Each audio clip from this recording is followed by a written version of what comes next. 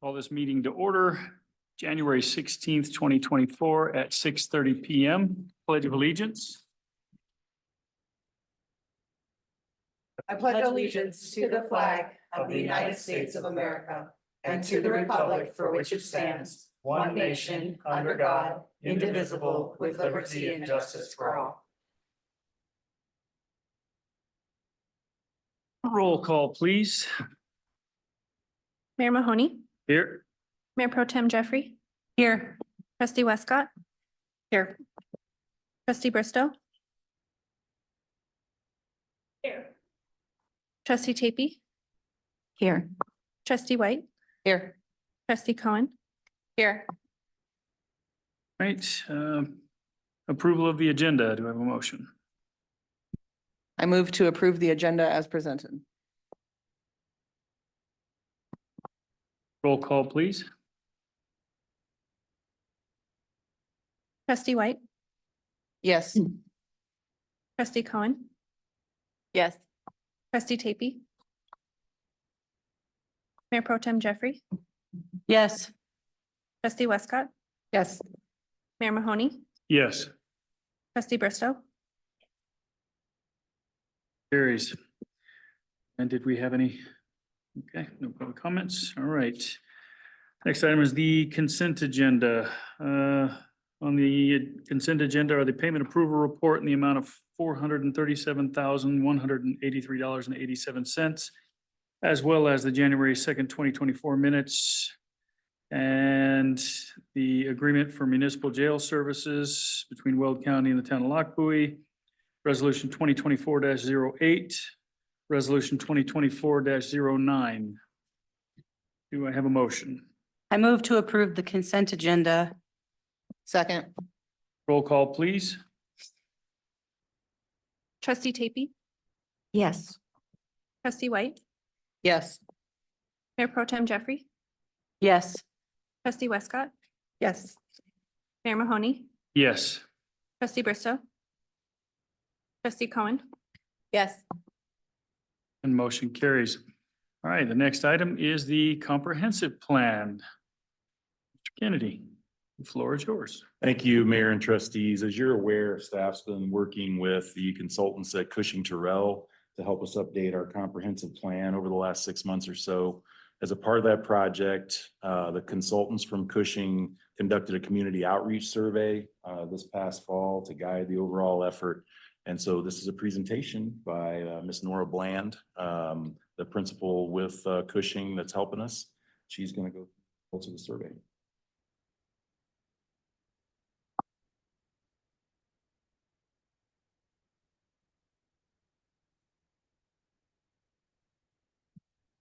We're live. Nora Bland, address is 515 South Clay Street in Denver. Do you have a clicker?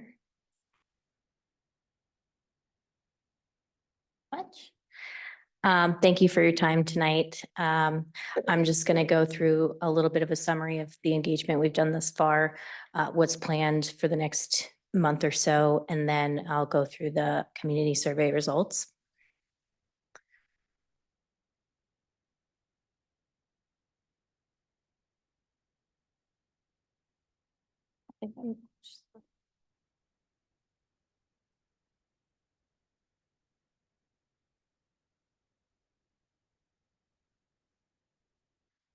So we had a booth at Fall Festival last year, and we handed out a lot of postcards that had QR codes for the online survey that I'm presenting the results for tonight.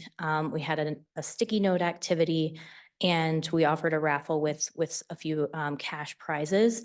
So we got a lot of great engagement at that event, had really good conversations with neighbors. And the photo on the right, at the top right, is from the event. And then the kind of word cloud at the bottom was the engagement that we had on the sticky note exercise.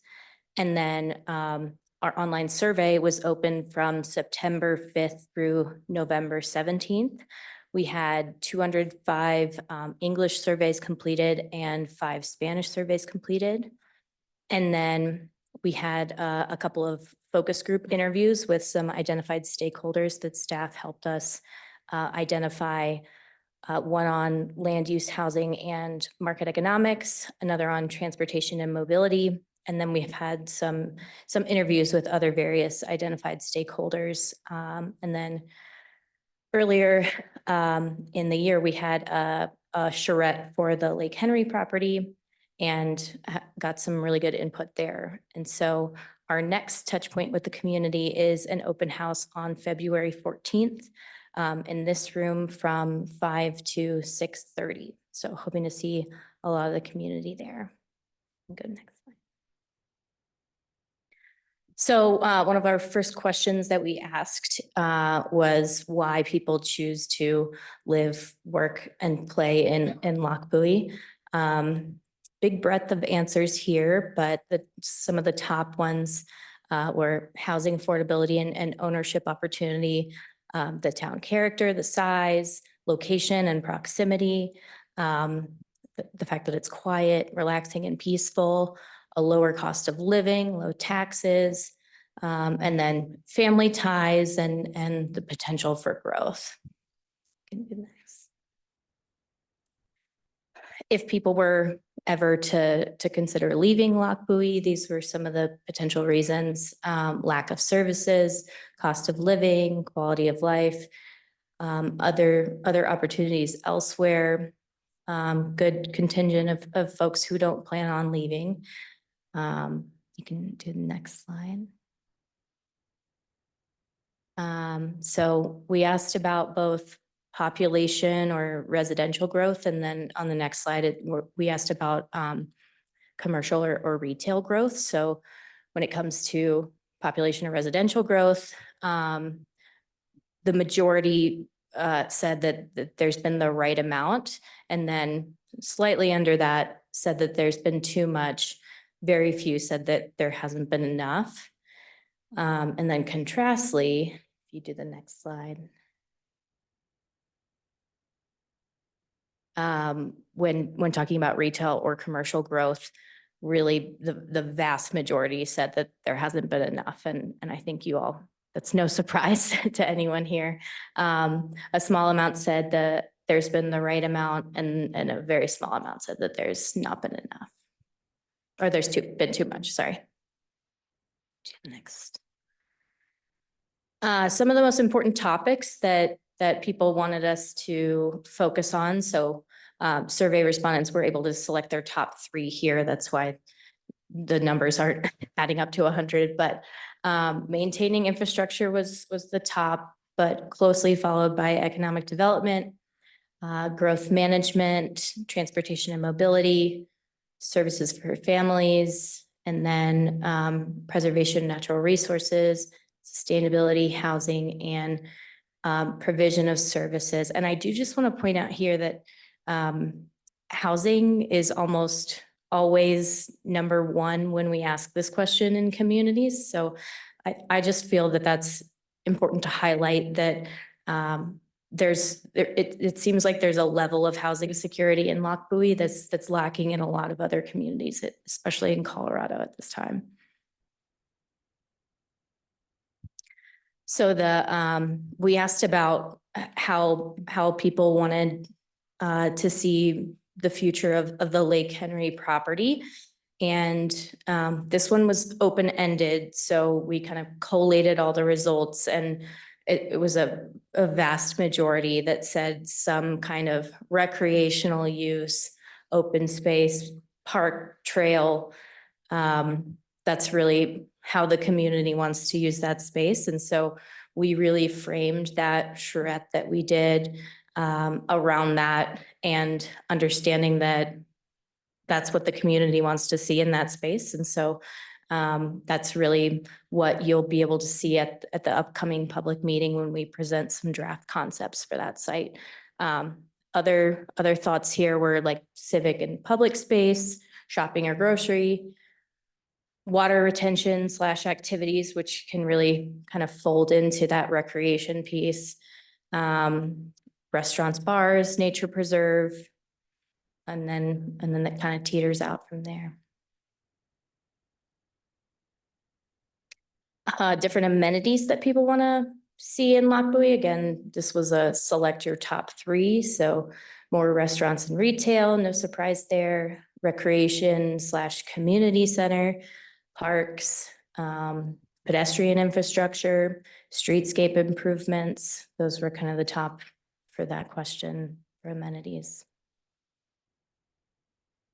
And then we specifically asked about types of parks because we know that there's some planned parks in the future and then potentially some redevelopment of different parks. And so understanding really what the need is here when it comes to these recreational assets, splash pad and pool, playground, those are the top 2, dog park, soccer fields, and then basketball courts and then baseball fields.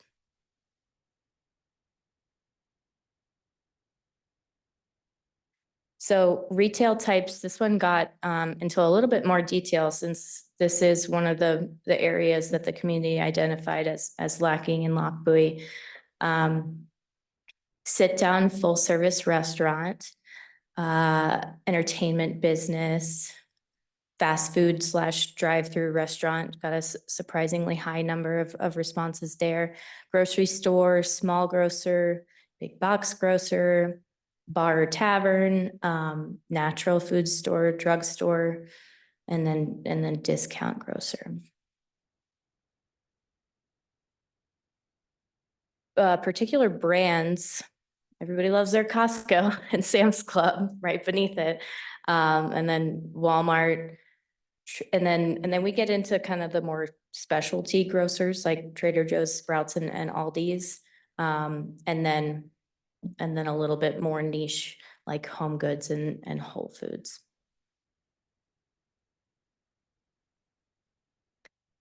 Concerns about the future of the community. A vast majority was too much population and residential growth. And then again, not enough commercial and retail growth. Good number of folks said they didn't really have any concerns, which is always a good sign. Traffic, education facilities, infrastructure and maintenance, neighborhood decay, town finances, public services and amenities. And then again, both sides of the coin here with too much commercial and retail growth. Opportunities for the future of the community. Here we go again. Commercial and retail growth, parks and open space, civic spaces and events, vacant land, town size and character, education, location and proximity, infrastructure, or kind of just not really sure. So some of the key takeaways here, just because people choose to live here doesn't mean that certain changes would drive them away. Those two don't necessarily add up. People really want to live and spend money a little bit more locally here in Lockboy. Big majority of the residents really want some kind of recreation and outdoor amenity for the Lake Henry site. Most concerns are around growing too much in some ways in residential growth and then not enough in commercial and economic growth. People want to see some more urban amenities like some neighboring communities in Lockboy. And then, yeah, I think it all just kind of boils down to balance and a little bit more of a well-rounded community when it comes to different types of uses in the community and amenities and offerings. So I'll open it up for questions and discussion.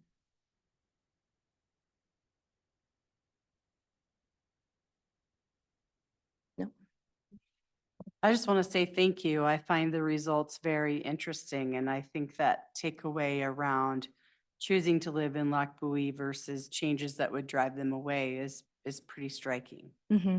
Yeah.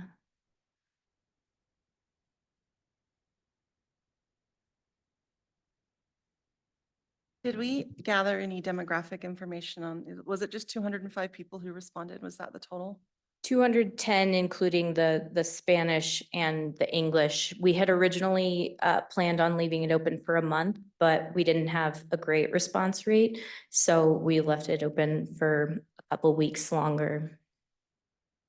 So was there any tracking of who, what kinds of, that's the wrong word, but in terms of demographics of who Sure. responded? Yeah, I think we really try to keep our surveys 15 questions or less to make sure that people actually get through it. Attention spans can be limiting factors, and we don't want to take up too much of people's time. So I think we really prioritized more of the content questions when it comes to what people want to see in the future and what concerns were. And so I think we just decided to focus more on those than on more demographics. But I think we did ask, at least the first question was, how long have you lived in Lochbuie? So, we just didn't include that in the slide, so I can send that out afterwards. I am a little bit curious about that. So if you could send that, I Sure. think that would be great. Yeah, absolutely. And was the only closed or the only open-ended question the one that you mentioned? Can't remember. The which one it Lake was. The Henry. Lake Henry. The Lake Henry was open-ended. The question about concerns and the question about opportunities, all three of those were open-ended. Okay, those were my questions. Thank you. I'm just curious right now, if anybody here knows, whether it's you or somebody on staff, what is our current population that we're going with? So we had 210 responses out of how many people living here right now? Are we still at 8,600-ish?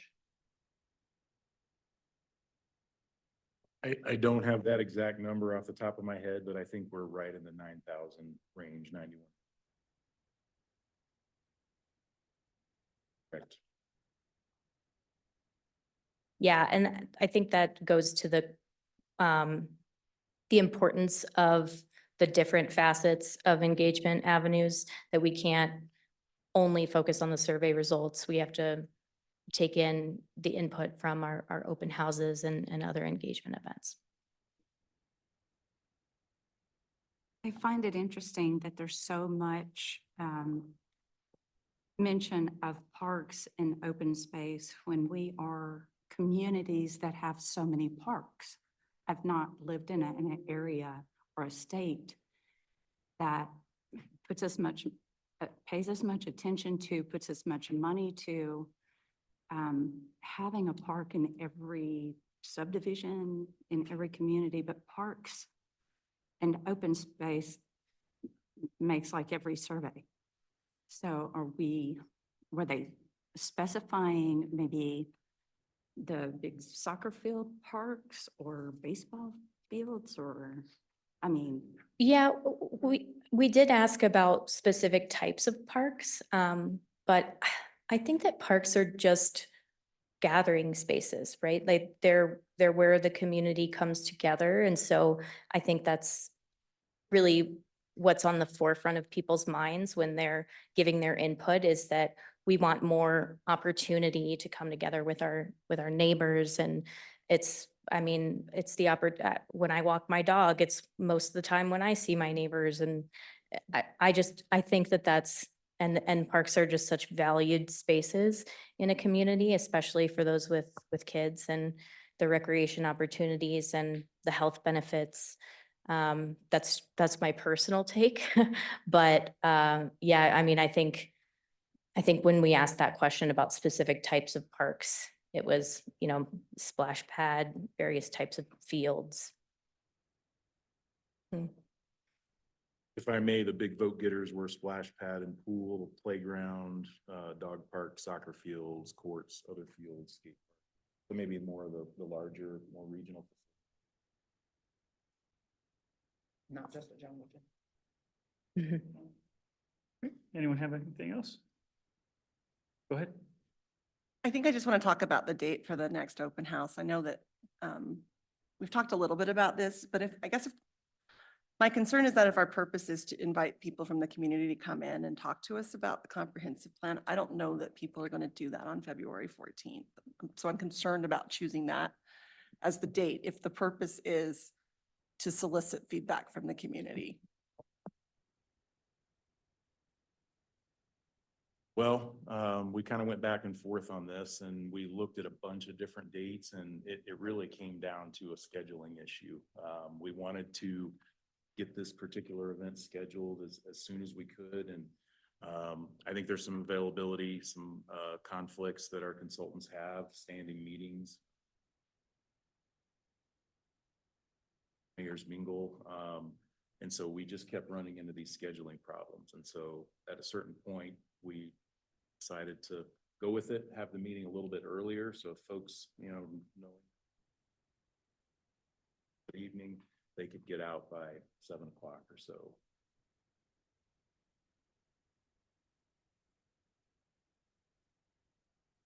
I guess I appreciate that. And I can see that you're trying to make the best out of a bad situation.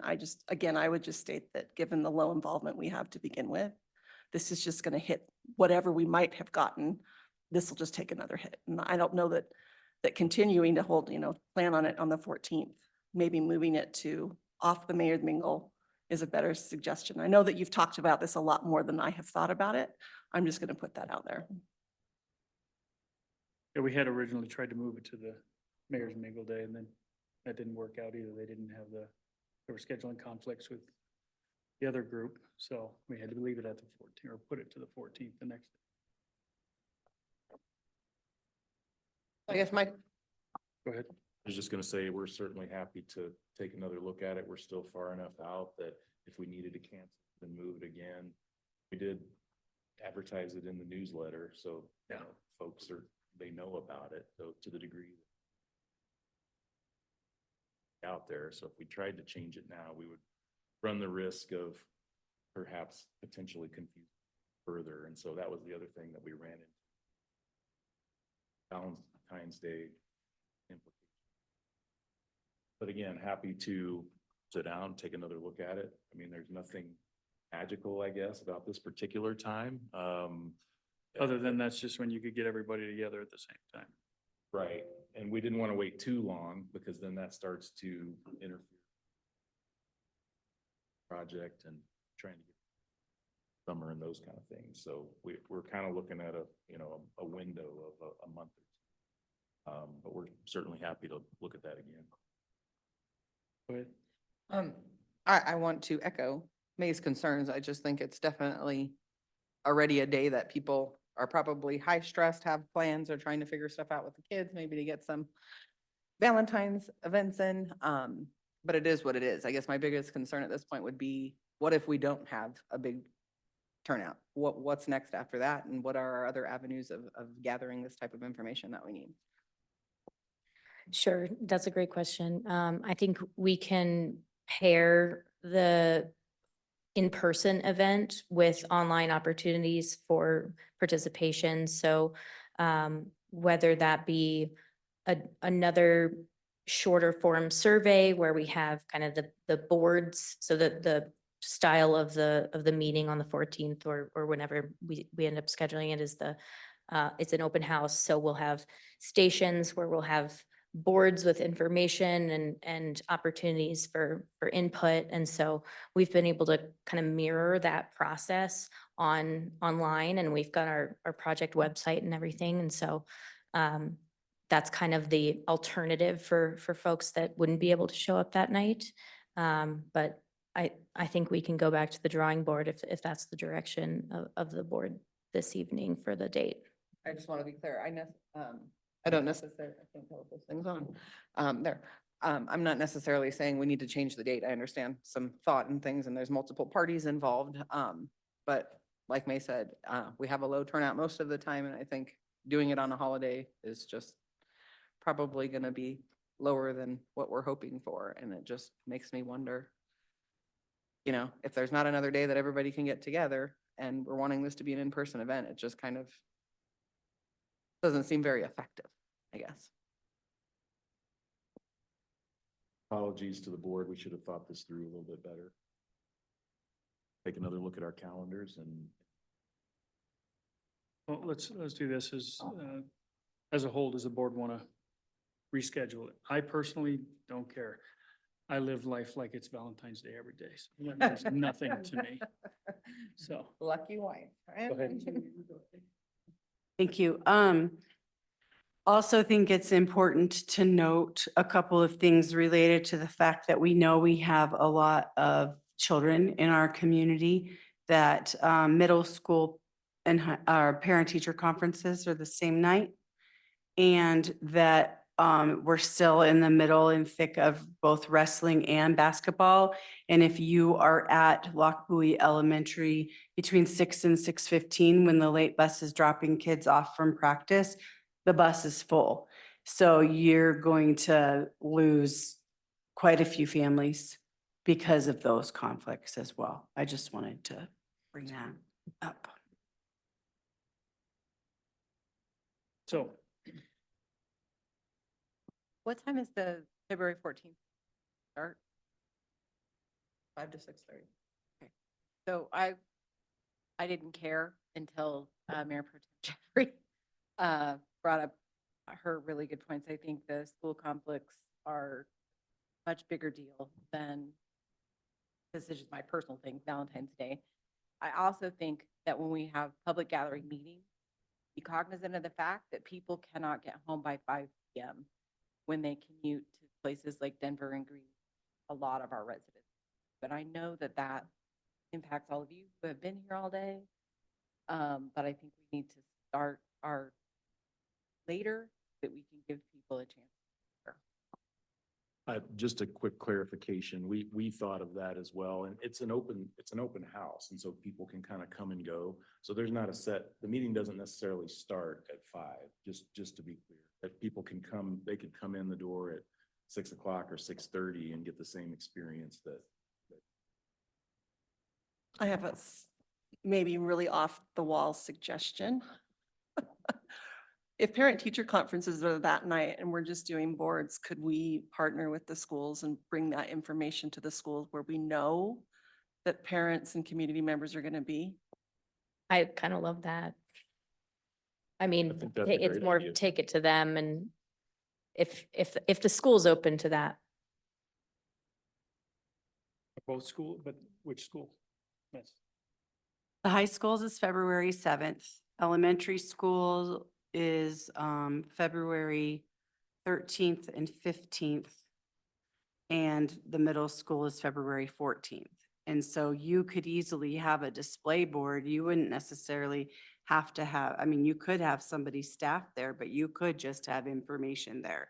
And I'm fairly certain the district will be very open to you setting up like a booth or a display or something at all of the conferences.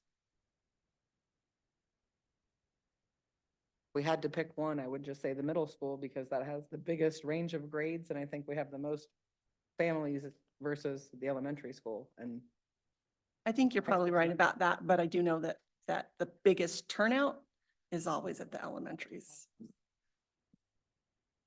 I think we should, I mean, I like the school ID, but that also excludes people who are not going to go to a school because they don't have kids, they're retired. Okay, so I'm assuming the board, the majority of us are on board with finding a new date? yeah, Okay. Do it here. The school is a great idea, but there again, which school and there too much logistics, I think. Now, how is that going to affect changing the date depending on when we change it to? How's that going to affect our schedule? I guess that all depends on what date we end up.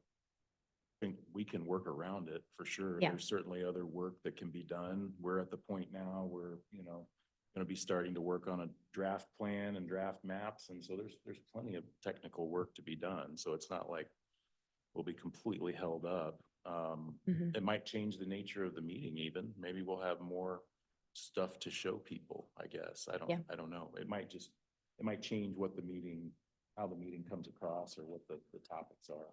Not the topics, but the level of information for it. Okay, and so essentially it's gonna be, we have no issue with our staff timing and things of that nature, but we're gonna be trying to schedule with them to come out, correct? And they're the ones that we gotta, you guys are the ones we're gonna have to try and tie this together with, correct? Yeah, I mean, So I guess it's up to you guys. Figure out when you guys have availability as Mhm. soon as possible, please. Yep, Go ahead. absolutely. Sure. Can I also ask, we were trying to set it up as a practice in an off week. So kind of the second and fourth weeks, because we do first and third meetings. Is there any opposition to having it on the first and third week? Just, so that we can open up more options. No, that'll get people in the board meeting. Okay. And then my only other thing would be on trustee Cohen's point, is the time. Would it be able to push that back a little farther, maybe a 5:30 to 7? I just Mhm. feel like, most people are working like an 8 to 5 by the time they drive home from Denver or Greeley. I mean, it's a 40-minute drive. Most people aren't in the door till 6:30. Yeah, I Yeah. think the original time we had was 6 to 7:30, but then we pushed it earlier for Valentine's Day specifically so that if people wanted to go to dinner afterwards or whatever plans that they might have. Okay, go ahead. Just one more thing, because I've organized a few of these things in my day. I think that a 1.5 hour time period's not long enough.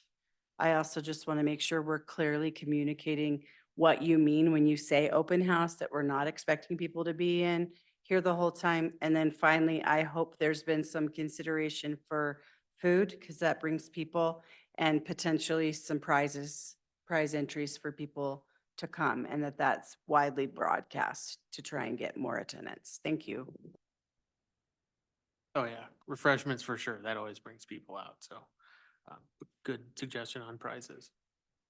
But we'll work quickly tomorrow to come up with some alternative dates, and I'll, reach out to everybody and just get some no-goes on whatever we end up with. And that way we can get it out in the next newsletter and social media and all the other avenues. So, and then we'll think about if people did show up here on Valentine's Day, some way to personally reach out to them and say, hey, we had to change, but we want to get your input. So they can't make the next meeting. So we'll make that all happen.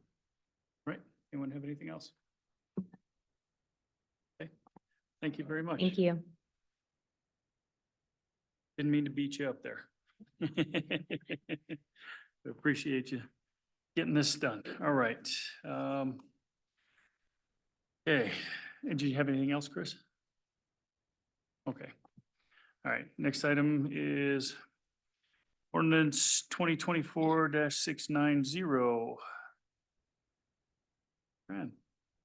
Thank you, Mayor. This is sort of a joint initiative of my office, the prosecutor's office, and the police department to coordinate, to redraft Chapter 10 of our municipal code. And you'll notice that I didn't provide you with a red line because we did so much moving around of provisions that it looks pretty redlined. Whereas in reality,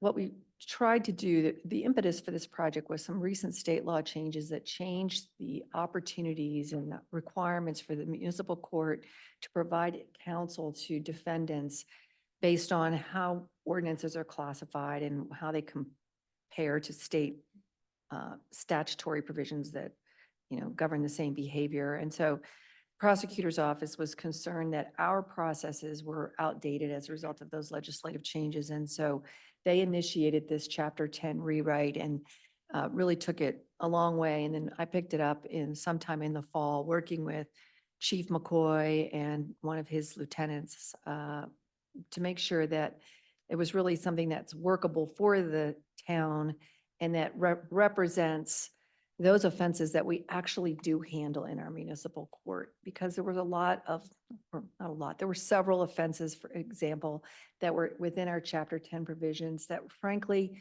we don't really ever prosecute in our municipal court, and we don't believe it's the best judgment to bring them into municipal court. I think some of the child abuse case stuff and the gang activity, that kind of thing. It's not that that's lawful behavior in the town of Lockbowie. It is not, but we would, under state statute, bring that into district court or county court, and they have a greater variety, for lack of a better word, of penalty options than we have in our municipal court. So our municipal court is limited to 1 year in jail and up to $2,650 fine, which might be a little outdated. It might be have floated up. That was a fine amount set a few years ago and it gets inflated up. I'm not sure where it is right now. So we went through and really just tried to classify very carefully what we have identified as minor offenses, which we're going to treat more as civil matters, and major offenses. That's the terminology that we used. And other than that, just some issues came forward as a result of doing this work, like we have a problem with fireworks going off in town and we wanted to up the potential penalty for an unlawful explosion of fireworks so we can try to shut some of that behavior down. So, the chief brought those kind of issues forward and we addressed them in this draft. There were provisions in there about liquor licensees and some of the behavior that in compliance that we expect of liquor licensees. But truthfully, those matters are handled more on an administrative level as a licensing issue as opposed to a matter that we are going to prosecute in our municipal court. So we moved those provisions into a different section. So there was a lot of moving stuff around, reclassifying stuff, but I just wanted to put you all at ease that illegal behavior that was illegal the day before you adopt this ordinance is for the most part still illegal behavior in the town of Lochbuie. It's just going to be handled somewhat differently. Chief, do you have anything to add to that? So I think, yeah, the things she's talking about being taken out are the more serious things that municipal court really isn't a good place to go. We can't give people probation. We don't have those kind of things. We don't really want to put people in jail because it costs us money. So we will take those cases to county court, district court, wherever they belong. So there was a lot of things in there that were like felony type things almost that we're never going to put in municipal court. This court's really designed to be more of a petty offense and low misdemeanor offenses. And as far as the fireworks thing, so our code is really strict about fireworks. Nothing is legal, right, except for sparklers and worms. So what's legal along the rest of the state, like what you can buy at Brighton in the fireworks stands, are not legal in this town. So with that, so at some point, a board decided that, right, to make this ordinance. So if that's the case, if that's really what we're expecting is no fireworks, then our hands have been really tied with people not caring about getting $100 fine or a $50 fine for lighting off fireworks. And so I don't know how the board feels about that, and increase in the fines for fireworks. I would say if you don't want to increase the fines like that, that maybe we relook at it and allow for what's already legal in the state and maybe rework that. Just food for thought, because what the ordinance says is we don't want anything at all. And I guess I feel like we need to be pretty strict with that if that's where we want to be, if that makes sense. But I do want to note that that's not a change in this version of this ordinance. No, we didn't change it. That's been your policy all along. Yeah, right. Yeah, that's the way that code was. So that would have to be a change that would have to be made by the board to decide to make that. Other than that, we just increase the fines so that we have a little bit more teeth. It's really tough on the officers that are out there. They're driving by the fountain of the person with the ground flowers and the little fountain, trying to find the mortars that are going off. But then they end up writing tickets to the people with the fountains because you can't catch the people with the mortars. So the people doing the really bad stuff, you can't catch them, and we're tied up with the little stuff. So it's America. So at the basis of this whole thing is, and I know I'm taking it to the absurd level, but we're taking the bigger stuff out of the city court. Essentially, it's like trying to try a murder case in a traffic court. We don't need to be doing that. We're putting the bigger stuff up. We weren't doing it anyway, right? It was just in there, but we would take those cases to county or district. And I will say, I really hadn't paid attention, didn't ever really look at that code before, and I really don't want it to be. I want it to be state fountains and things like that. I'm I did not realize we had such a strict. One of So the strictest I've I seen. think that's something we definitely need to discuss and, yeah, look at. Agreed. If I could make a suggestion just to keep us moving forward, it may be that it's necessary for you to have a study session on the Yeah. future on fireworks and all those terms that he just used about different kinds of fireworks. I don't even know what he's talking about. We'll have to look at that and be able to explain that to you so that you can make a decision about it. But I don't think you should hold up the approval of this chapter because we can always come back and amend the fireworks provisions if you want to do a policy change. All I can do is represent to you now that the fireworks policy that's in this ordinance is the same fireworks policy that you have now, except that we've upped the penalty amount for it. Yeah, I kind of blindsided her on this whole thing. She didn't know I was going to go down this road with the fireworks, but I think it's a discussion that needs No, to happen. and I'm glad you brought it up. I do appreciate that. And we still got to move forward with this. I think we're okay with that. Anyone have anything else? Anyone have anything for them? Okay. With that, I'll entertain a motion. I move to approve ordinance 2024-690 and ordinance A, amending section 1-4-20 of the Town of Lockbowie Municipal Code to increase the penalty for non-criminal violations of the municipal code to a $1,000 fine maximum from a $500 fine maximum. B, repealing and readopting Chapter 10 concerning general offenses. C, moving certain sections currently within Chapter 10 to other chapters of the municipal code. And D, revising park regulations. Second. Roll call, please. Mayor Pro Tem Jeffrey, Yes. trustee Tapey, Yes. trustee Westcott, Yes. trustee Bristow, Yes. Mayor Mahoney, Yes. trustee Cohen, Yes. trustee White, Yes. Carries. All right, the next item is a public hearing. All right, so time is now 7:12 and I'll open the public hearing. Need a motion? Go ahead. Were you gonna say something or? No, I'm sorry. I discovered that the smell around here was outside with the burning smell that's going on. We just needed to make sure it wasn't in the building. I move to continue the public hearing for the consideration of a resolution approving a conditional use permit to operate a gas station at 17731 County Road 2 to February 6th, 2024. Second. Roll call, please. trustee Westcott, Yes. Mayor Pro Tem Jeffrey, Yes. trustee Bristow, Yes. Mayor Mahoney, Yes. trustee Cohen, Yes. trustee White, Yes. trustee Tapey, Yes. And the motion carries and we'll close the public hearing and return to the regular meeting at 7:13. All right, next up is staff reports. Ms. Redmaker, you're first up. Yes, good evening, Mayor and trustees. Well, the new year's here. And for me, that's year end is one of the busiest times of the year. You hear me saying this all the time, but January really is a very busy month, wrapping up the year end. We did get the 1099s done today. We are working on getting the W-2s done and hopefully out.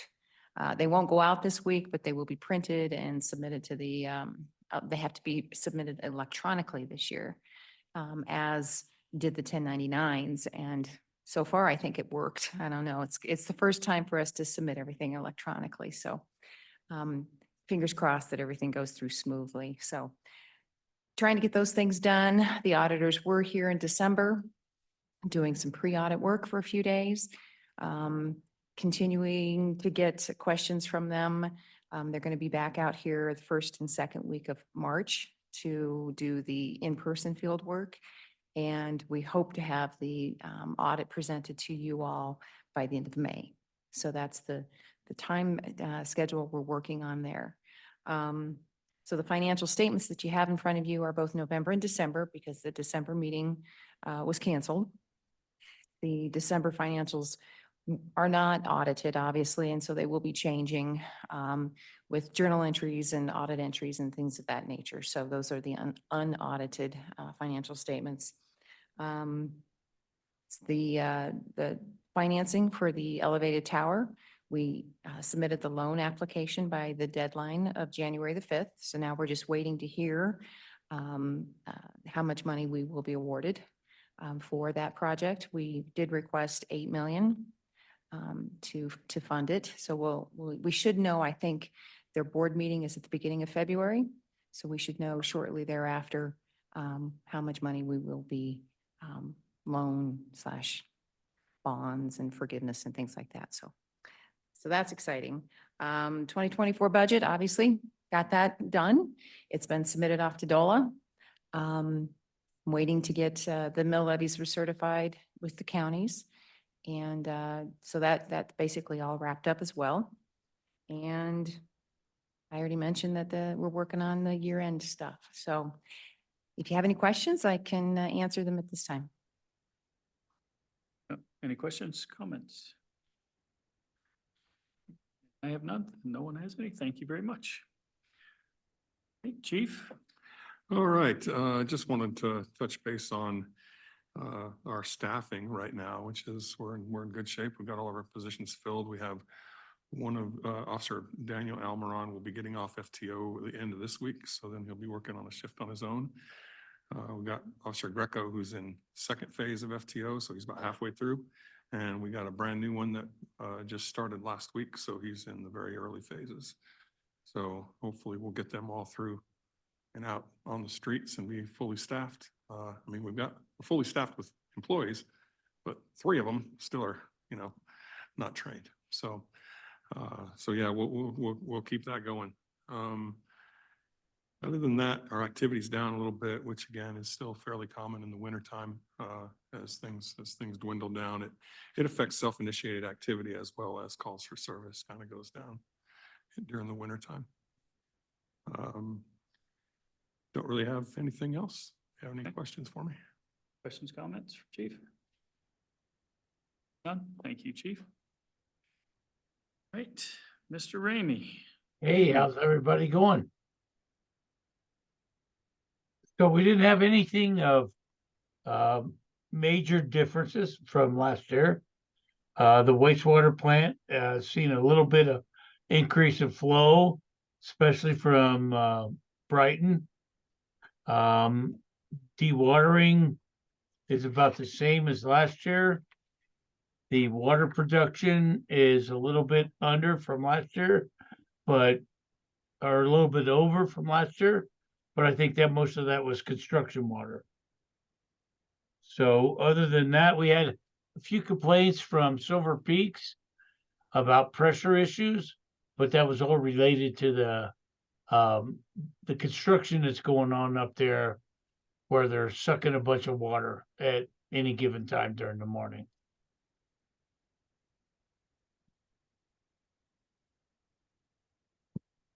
That was a short report. I'm shocked. Well, there's not a lot going on. It's cold. That's good. Anyone have any questions for? No? All right. Well, thank you very much.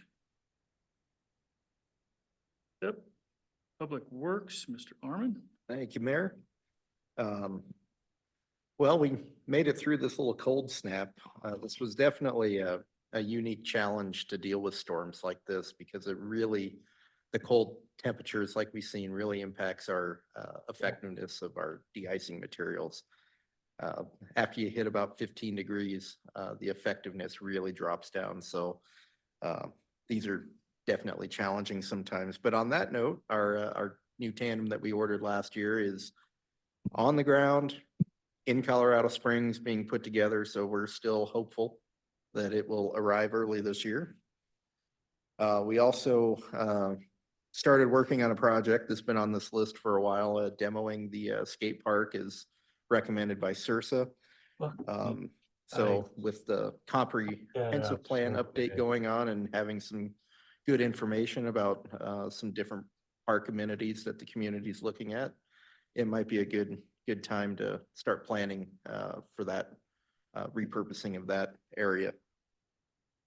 We're starting to put together our 2024 road maintenance plan, looking specifically at upgrading a lot of our crosswalks and pavement markings in town. Last year, we really focused on getting striping up into compliance, and now we're looking at some of the pedestrian crossings as well. A lot of you have probably noticed the Greenway Trail is under construction. We've hit a snag with coordination. The pothole information on some of the utilities did not match what we had seen in the field when we potholed it during design in different areas. So we're working through that. And we also have a coordination issue down on the west end with some stakeholders that we're on the verge of working through. Denise beat me to the good news on the water tank. That project is moving forward.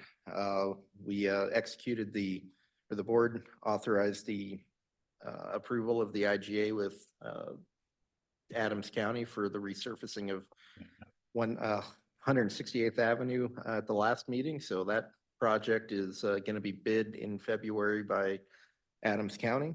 And we're still working on putting together an amendment to our existing IGA with the city of Brighton to include traffic signals if and when on County Road 2. So with that, I'd be happy to answer any questions. Questions or comments? Go ahead. I just want to say I was so excited to see that there's a huge guardrail on that side of the street. But then, of course, someone here had to know that I was going to ask, is there a reason that that guardrail didn't start up again and cover that park that I've been complaining about the whole time? Well, they are going to be installing large boulders along that park. The primary reason for that guardrail in that location is really out of a traffic safety issue, not only for the grades of the ditch next to it, but also with the intersection at 50th to hopefully mitigate any ramping into someone's backyard in that. So that was really the sole purpose of that guardrail in that location. Definitely put a car into somebody's second floor. Good. I mean, I would agree, but we will also put a car into that park into a child. So I've noted that. I'm just waiting for us to get a complaint that somebody's been hurt there. So. I would just add that we've leaned on DRB pretty hard, and they've agreed to install boulders, as Chris said. They're really large, 36-inch boulders. I think they're 36 inches. that was the minimum spec. Oh, that was, and that was the spacing between them as well. So every 3 feet, there should be that's going to occur. The probably traffic sometime stop. in this. Yeah, before that westbound side is open. I appreciate that, and I understand. I've got 6 of them in my front yard. I'm on a corner, so they do work. Okay. Anyone have anything else for this? No? All right, thank you. And Mr. Kennedy. Thank you, Mayor and trustees. Just a few quick updates for you. First, the developer of the Fruition project that we've been talking about, County Road 6 and County Road 37, expects to be able to submit their application in the next few weeks. So really looking forward to getting that in. Also, the Scott's Company is interested in building a soil and mulch bagging distribution facility just south of the wastewater treatment plant. And so we're reviewing some of their concept plans and sort of starting to trade information with them and get them ready for a formal submittal. So that'll be an interesting one as well. Starbucks building permit application is under review. So we're looking forward to seeing construction start on that project probably as early as the spring or early summer. The Blue Lake developer is also in the process of selling those remaining 194 lots to a builder. I think that deal is close to being closed. So additional home construction could start there in that neighborhood in the spring as well. And then home construction will continue in Silver Peaks, the planning area 4 region, and then that block 20 region right across the street from the school eventually. And then Block Louis Station is nearing completion of that subdivision. They'll continue building homes throughout the course of this year and probably conclude construction there at some point this year. Talked a little bit about Quick Trip. We had a little bit of a hiccup with the on-site public hearing notice sign was not put up in time by the developer. We thought that it would be prudent to go ahead and continue that hearing, and so that's what's happened tonight. That hearing is scheduled for the 6th, the next meeting though, so we anticipate that going on as planned. Happy to answer questions. We've talked a lot about the comp plan. Sure, Mr. Kennedy. Go ahead, trustee Tate.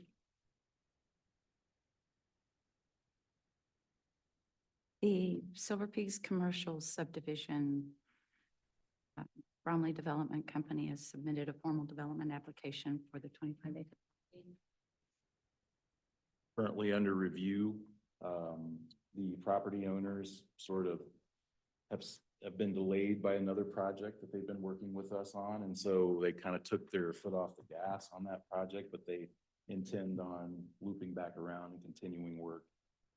So that's something that we anticipate getting before the probably, I would guess, within the next couple of months, 2 to 3 months.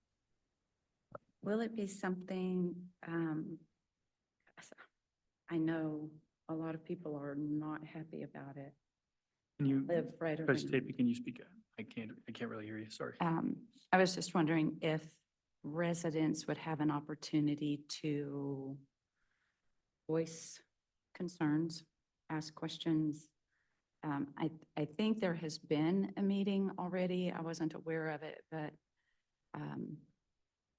with the 400 unit multifamily complex, that changes the environment a great deal. Trustee Tavy, I'm just gonna, if you don't mind, respectfully interrupt you at this point. So this is one of those times, you and I think we've all talked about this a little bit, where you'll be acting in the role eventually of a judge on this application, where this application is going to come before you at a after a public hearing, one evening for your determination as to whether or not to allow it to move forward. And in making that decision, you'll be acting in what we call a quasi judicial capacity. So essentially, you'll be acting as a judge on whether or not to approve that application. And in doing that, and I know we've talked about this, but you were drinking from a fire hose when we were having this conversation. But in making that decision, you are to make that decision based on the evidence that's presented to you that evening at that public hearing. And similar to how a judge would rule on a traffic matter where he's not going to go out and look at where the cop ticketed you and he's just going to wait and see what the evidence is that's presented to him at your trial. That's your obligation when you act in a quasi judicial capacity on matters such as this. And so I'm just going to, before we have a long conversation about the good, the bad, the beautiful, the ugly, whatever, hold those thoughts. Don't judge this matter.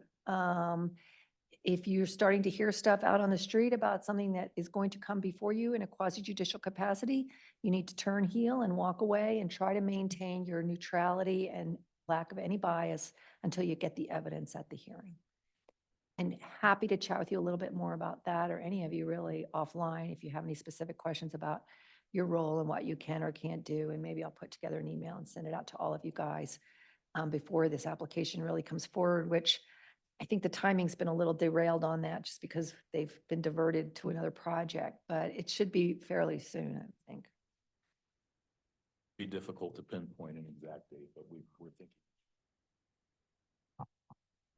And it is a public meeting. I think it's okay to say that it is a public meeting. So to answer part of your question, people can come and see the previous. Was a previous neighborhood meeting held. That's okay to say as well. And whatever that public says during that hearing is stuff that you may consider in rendering your decision that evening.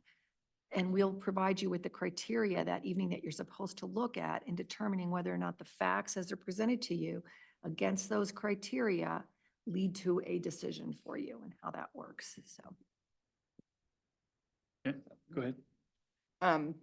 So just for clarification's sake, so we're talking about the lot just east of the Family Dollar. Dead end, right? Or west, I'm sorry. I'm looking for my house. See the other. So right now that is zoned commercial, correct? And they are asking to change this in their application to multifamily amongst? Yeah.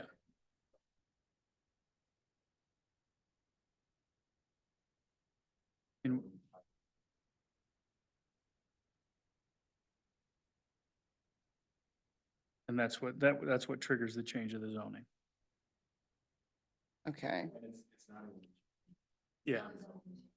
It won't be a zoning change, it'll be a density change. Density change, yeah. And the PUD regulations allow for some trading of a density.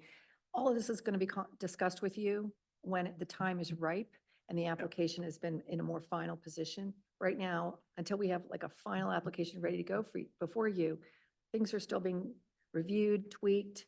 So that's why I'm just cautioning you to hang back on this one. We'll yeah, bring it no, I forward got you. when I it's just want to time. be clear of what it is now, 10, and what they're asking for, possibly 20 or more than the 10 that they have now. And I just want to state this is the same developer that's across from the King Supers.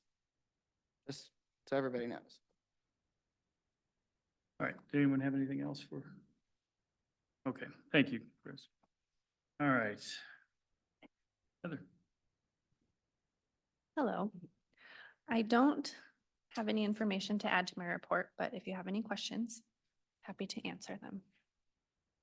Anyone have anything? Go ahead. I just have a question about, just for my understanding of the Resource Central process. So, when we talk about there being 10 garden in a box and the flow audits that are specifically available to our residents, does the town have to pay towards those regardless of whether or not they're used by our residents? Yes, so we pay them upfront for all three of those, the webinars, the Slow the Flow, and the Garden in a Box. And the Slow the Flow and the webinars are free then for residents. The Garden in a Box, I believe it's $25, so you still pay for the garden and then, yeah, we get the discount. So. So is it possible with the data that they've provided, sort of like cost benefit analysis on what's been saved in terms of dollars and what we spent to determine whether or not it's really worth continuing to, because we do have a pretty low. Yes, we can do that. And AJ and I talked a little bit, and if we do move forward for next year, we were planning on kind of lowering the numbers. And then that way we can spend more of the budget on putting more marketing, maybe some mailers with utility billing to try to get the word out there more.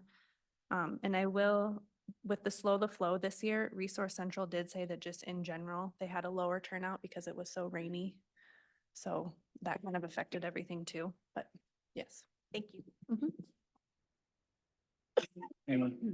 For the garden in the box, Heather, I know we've talked about this before and I've sent you the pictures. Are we not able to get those loaded onto the website? I've bought one of these. I've tracked it throughout the years. I take pictures every summer of what it looks like. I just think if people could see what they're getting, I mean, I'm not watering it. It has no water flowing to it whatsoever. It's just rain. I think it might, visually help people decide if they want to make a purchase one. Yeah, if you're okay with that, we can put those pictures on the website. Anyone have anything else? No? All right. Thank you, Heather.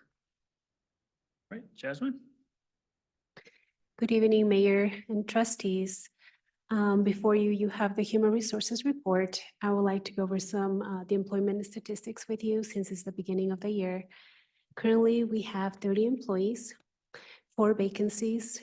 The board approved 5 new positions last year, and we've hired one of those already. So our police department is fully staffed. The other 4 will be posting those positions shortly. Some of the problems we have with that is if we hire all 4, where are we going to put them? So we're trying to work on spacing here and finding office space to put all employees. The other statistics I want to go over with you is the annual employee turnover and the employee retention. In 2022, as you see, we had 58% of turnover. Half of that, 65% of that was from our police officers.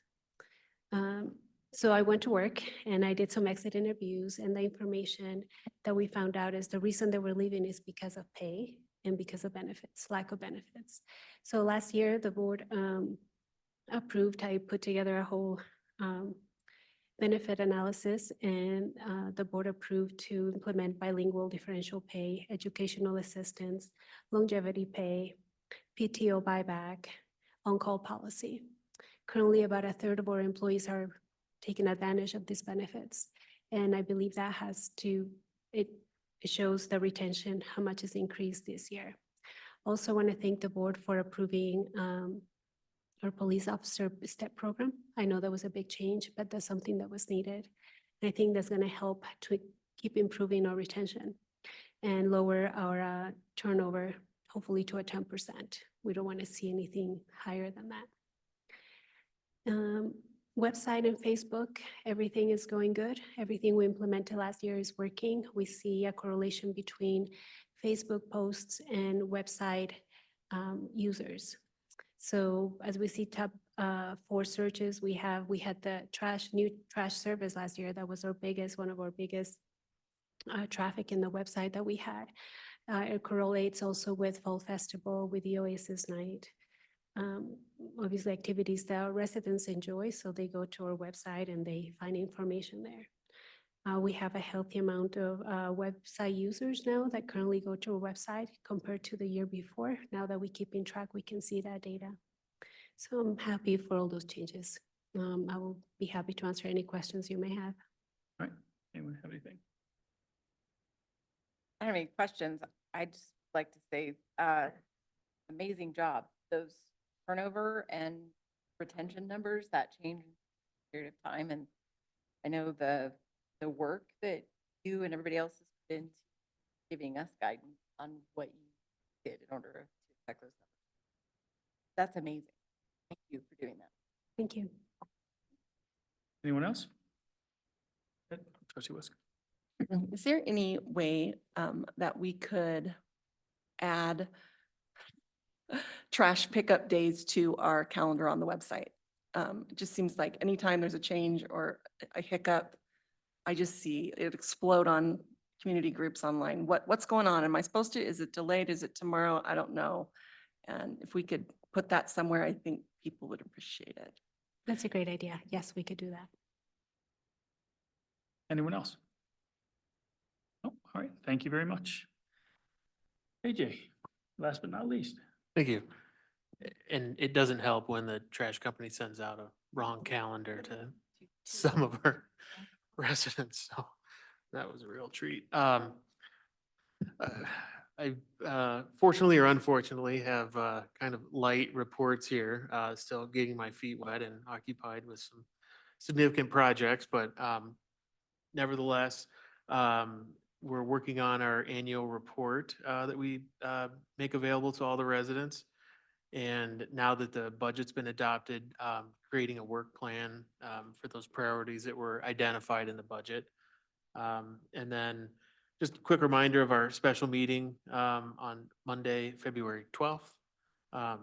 We'll be looking at new options for our comprehensive land use plan, workhouse discussed earlier, workshop, work session, open house, sorry, earlier in the meeting.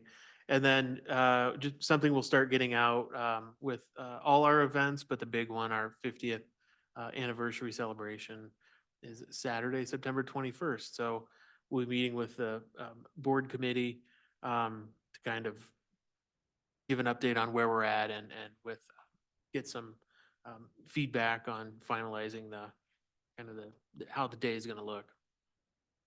And yes, piggybacking on what Jasmine said with employees and hiring and the approved positions, we're looking at options for space. You know, we have these modulars here. I won't, go into it too much, but we're looking at just some options for not only, this year in 24, but what we can do maybe for the next 3 to 5 years to put the bodies in here that we're going to need. And, the railroad project, that's going to see some large impacts But, let's not forget about all the residential building that's going on. So that is just, foot on the gas going exactly where we need it, trending in the right direction so that, good information in the comp plan community survey about all that retail that's needed. And I know it's, everybody wants it. Working on that, Starbucks, Quick Trip, a good start. But the homes are really necessary to get those things that are on those lists that we'll try and work for. So we'll have some, I'll have some more information on office space and some options to really help us with staffing to handle all this great growth and development coming our way.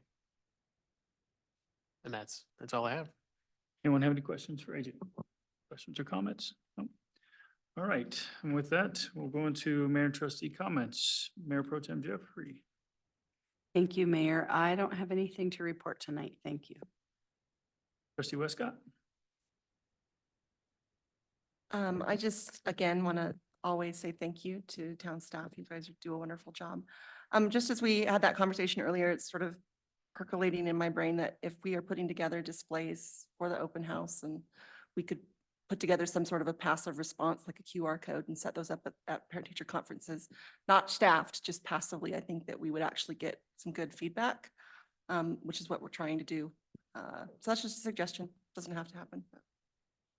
That's it. Thanks. Trustee Cohen. I don't have anything. Right, Trustee White. I do have something. So I just want to say that I was not here on our meeting where we discussed voting results from our election. And when I looked over the packet, I guess the results come across kind of harsh, the way that they're worded. And I know Heather just, shared the facts of what the results were. And they said that for our Weld County, it was 488 votes in support, 554 votes against, totaling the 1,042. Mind you, that in Weld County, we actually have 4,534 registered voters. 1,051 voted in this results. So it actually doesn't match the number that Heather gave versus what the county provided. But when I broke those down into percentages, because we're looking at percentages, we all know that we have low turnout for our voting, for our meetings. But I'm looking at strictly factual information and numbers. So when we're looking at Weld County with our yes votes, that was a 46.4%. Our no votes was a 53.7%. Making it a difference of 7.3% to pass or not to pass this. Secondly, in Adams County, they had 115 registered voters, 29 people actually voted. So counting those, 19 yeses is a 16.5% yes, and 10 votes equaled an 8.7% no, being a difference of 7.8%. So I just want to make it known to everybody that our town does run into Adams County, and Adams County it passed with a difference of roughly 7.5%. In Weld County, it did not pass roughly with that same percentage. But what we're missing here is the bigger piece of the pie. Each side of this are orange. In Weld County, we had a 77% of people indifferent or did not answer this question, which tells us that the majority of people are indifferent. This is already legal in our state, and I think our voting time after time is showing us that people are not coming out to say yes or no in mass numbers. Having these small percentages actually answer, I mean, it was less than 22% that actually voted. So we have 77% of Weld County, Lockbuoy, that was indifferent or chose not to vote. And in Adams County, it was 74% of people, almost 74.8% of people that did not vote or answer this question. And our yes in Adams County passed 7%. It was a no here by 7%. I mean, we had less than that. Our numbers from the lady that was here earlier, when we have 9,000 people in population, it was like 2.3% of people that actually filled out that questionnaire. So then it drove me to think, what am I doing here? Why do I keep turning wheels and why do I keep bringing this stuff up? It doesn't seem to be going anywhere. What is the point of me being a trustee? I actually looked it up. I bought the Roberts Rules cheat sheet, if anybody remembers, like Cliff Notes from back in the day. I bought that, I read it. We have 5 basic responsibilities. One of those is, let me actually read it verbatim. That way I don't stumble on my words here. One sec. Our duties and responsibilities are to attend these meetings, obey the rules, further the object of society, insist on and enforcement of these rules, and fulfill and assign duties until properly executed, or excused, I'm sorry, so till we leave office, right? So most of those are understandable. The meaning and objective of society, I didn't know what that means. I Googled it. And it says our primary objective is to promote the economic and social interests of members. From every conversation we have had, our annual meetings since I've been on this board 3+ years now, we have these get-togethers. Everybody wants the amenities. Everybody wants financial freedom and stability. I feel like this last few months alone, the things that we've encountered as a board with our library, with the annexations, with Hudson, we're being pushed around, and we're being pushed around as a town because we don't have a financial stability. We are not self-sustaining, I wouldn't say, as a town at this point. We don't have the revenues in the bank to do the things that need to be done and make the moves that need to be made when they need to be made. And to me, the only way I see that happening is by making a change here with marijuana sales. It's not a question, again, of safety, if it's in our schools, if this is something that the people in town are wanting. We have the numbers. The most of the people in this town are not saying anything. 75% of people are not saying anything one way or another in Adams, as well as Weld County, Lockbowie. So at some point, the 7 of us need to step up and start being economically responsible and socially responsible. People have screamed from the rooftops. They want a middle school. They want a high school. They want a rec center. They want a library. We can't keep relying on other towns to give us these amenities. Obviously, they're not. Hudson does not have our best interest on town. They're not being a good neighbor. They're not playing nice. How many more years are we going to continue to let this happen and other towns reap the financial benefits of marijuana sales? It's already here. It's in the backyard. You guys smell it. I smell it. It's out here. Grow houses have been shut down in my own neighborhood. I know the police have been there. We've talked to the police. They don't have a worry about increased calls and safety with this. At this point, the question is it financially the best choice for this town? And I really hope that everyone starts taking this into consideration. That's really what I've got. Thank you. All right,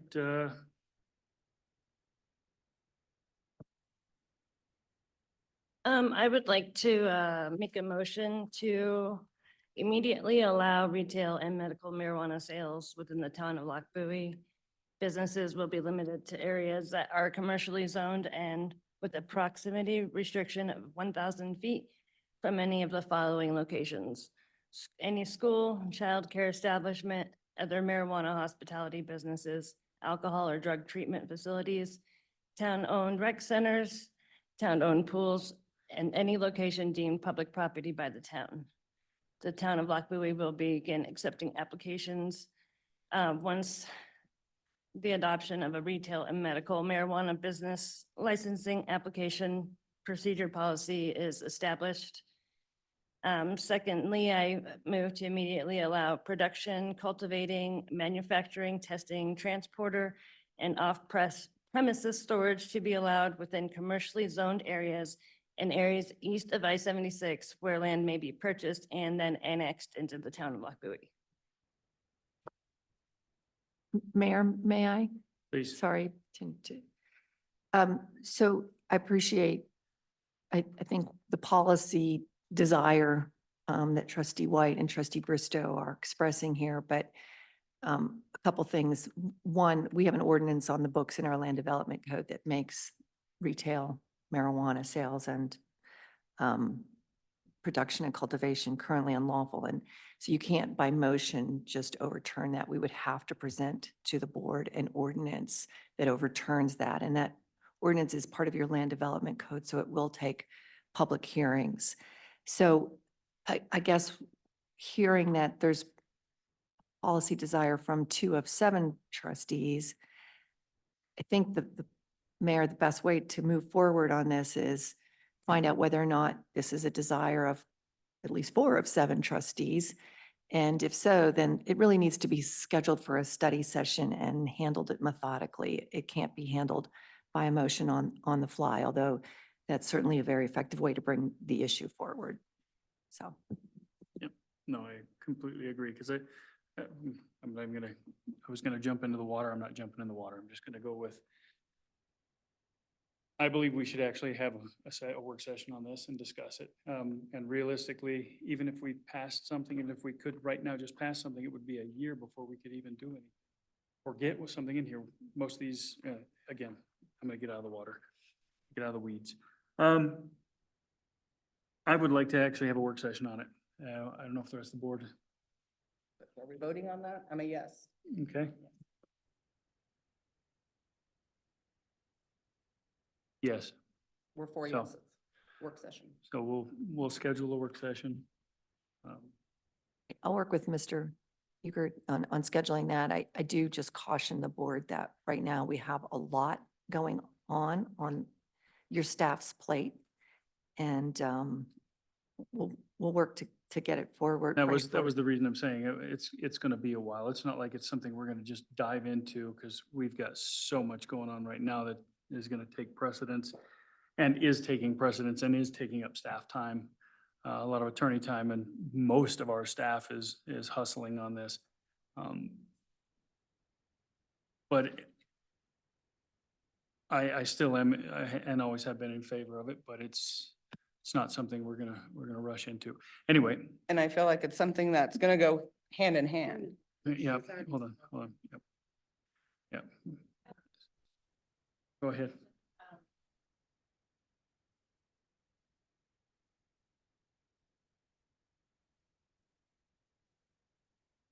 Taking up staff's time and sort of needing to allow that.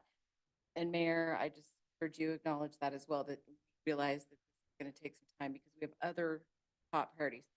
My concern is sort of leave it at that. What's going to happen if we don't sort of have some clarification on about what the time frame is for the study session? But that will then come back on staff because you haven't scheduled that in a time frame that feels appropriate to some members of the board. So can we Well- have some clarification on about how long we? Well, that's kind of where I come from, is within the work session itself. I think that's when we discuss timelines and everything else. I think that should be our time to sit and discuss exactly that. Because we need staff's input, where they're at, what they're busy with, because we already know, I personally know exactly what they're busy with. I've been busy with it myself. And it's gonna take time. And I think instead of trying to hash that out right now, I think we set a work session for next meeting, as long as we're not swamped, and we can discuss it. Because the reality is, this is not something that's gonna happen in the next month or the next 2 months or whatever. But I wanna, sit down, have the staff and board discuss this and figure out reality. So can I ask just a point of clarification? Sure. Because I'll probably get involved in this. What are you looking for at the next work session? Are you looking for draft regulations? Because that's not going to happen. I'm not. Are you looking for, Discussion. what do you guys kind of want? What do you want this to look like? Where do you want it to be generally? That kind of thing, like a more But I want an open, like I said, the open base of it, conversation, not a presentation by staff necessarily about what you can or can't do and what those regulations look like and what the financial impacts would be. No, I just want to be able to sit down with staff and go, okay, we're going to do this.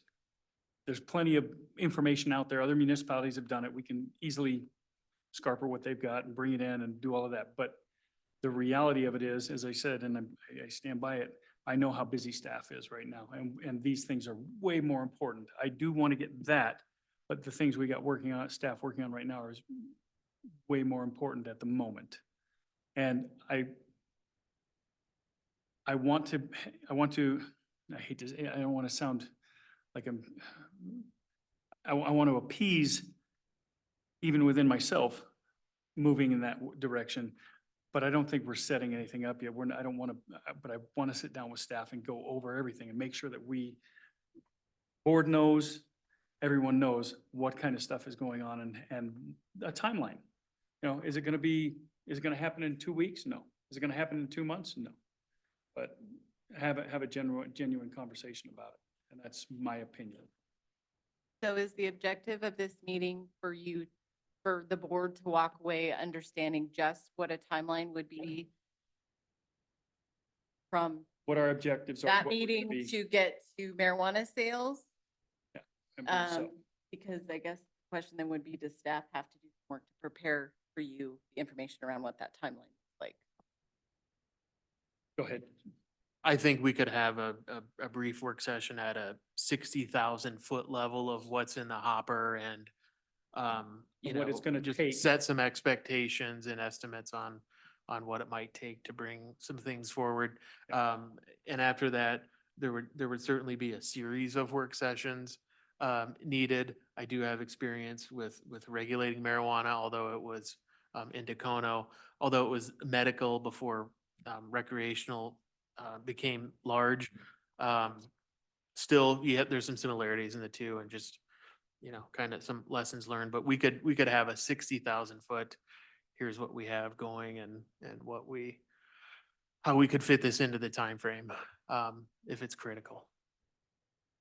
That's pretty much what I want. And I'm sorry, can we get acknowledgement from everybody that meets with their expectations so that we're all on the same page? You, yes?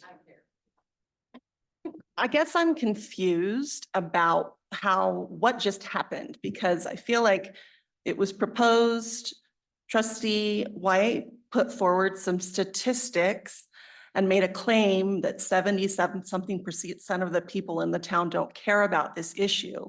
When we've asked in 3 different forms over the last 5 years if people want this, it has been consistently, a majority of people have said no. We're gonna run down. So I understand that point was made, and then trustee Bristow made a motion, which then Maureen said, we can't do that. We have to talk about it first. But it sounds to me like what we're talking about, meeting about next time is how to move forward with legalizing it.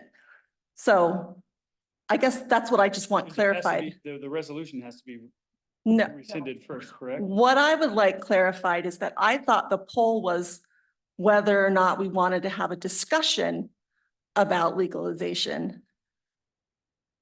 Like talking about what trustee White had brought up. So I guess I'd like to ask that we are polled again with the specific question. Do you want to override the election results and have a meeting about? It was a, It was half and half. oh, no, hold on. So And you're it- wrong. it- And I didn't we're say not didn't held- care. I it said is a- indifferent. Hold on, stop, please. The question, we are not held to the question if we don't want to, because it was a advisory question, Not legally. not a legally binding question. I do understand that it was an Okay, advisory so question. I'm going back to this. I'm going down the road of setting up a work session. Would you like to set up a work session? To discuss more? Please answer the question. Wait, I thought, this a point of clarification, I apologize. Go I ahead. think we already took a vote to say, do you want to do a work session? And the majority ruled and said yes. So now the I'm point of going back. clarification is You, just, you made the clarification of what the work session Just was. So I'm what going back. are down we and meeting I'm the asking again. expectation by the proposed work session was my point of Yeah. clarification, not Yeah. whether or not we should have it. We've already decided we should have it. I'm going back down.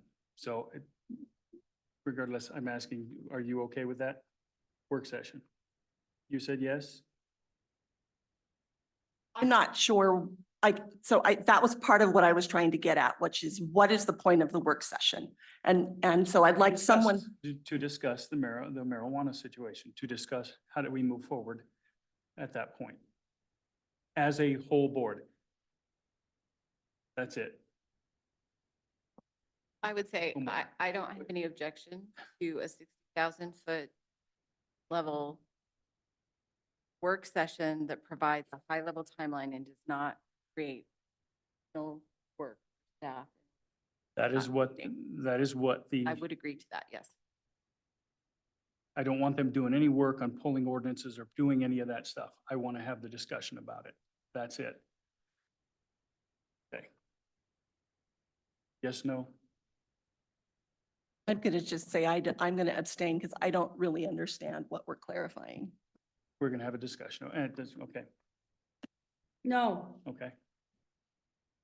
Yes. Yes. Okay, so as a majority, we're just gonna set up a work session, again, 60,000-foot level. Staff doesn't have to do any research, bringing ordinances forward or anything else. I would like to have everyone to have the ordinance that says we're not supposed to have marijuana, or, we've made it illegal. So, if you can get that out to everybody, so everyone can read that. All right.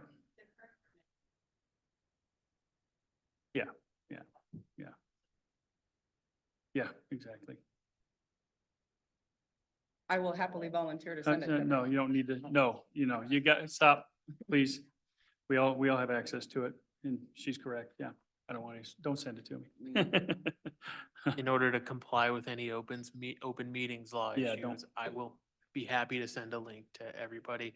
And I just want to be clear, staff isn't advocating anything. We're going to follow the direction of the board. Nope, And this agreed. high level conversation will just be our workload. Yeah, all right. Trustee Tapey. Okay. And as am I. All right, with that, I will entertain a motion to adjourn. All in favor, or who's second? Somebody second? All in favor? Aye. Aye, and opposed? And we are adjourned at 8:01.